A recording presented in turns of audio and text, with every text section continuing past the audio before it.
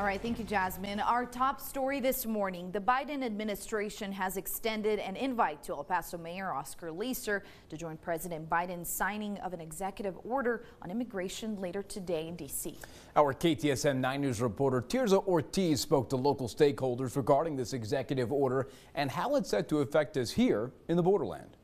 It's definitely a show of force. It's a way to come down on immigration at the southern border. On Tuesday, President Joe Biden is expected to unveil new executive orders as a way to bring down the number of asylum requests at the U.S.-Mexico border. Basically, what will happen is that after a certain number of illegal crossings a day, asylum seekers will basically be shut down at the border, and they'll be immediately expedited back to Mexico or their country of origin. Immigrant Advocacy Center Las Americas says the law would not only put migrants traveling during the hot summer months in deadly situations, but could potentially direct them to trafficking groups looking to take advantage of their vulnerability.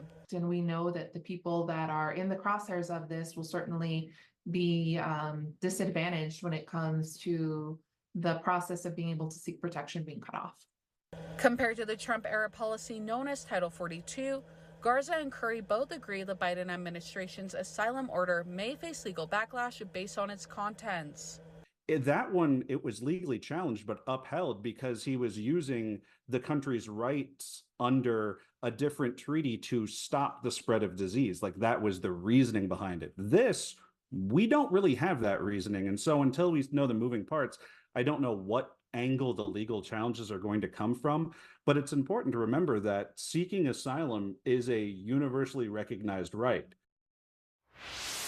Mayor Leeser sending a statement about the trip to the White House, saying in part, quote, "El Paso is a welcoming community and that makes me very proud, but no community can continue to effort and resources we've expanded on this humanitarian crisis endlessly."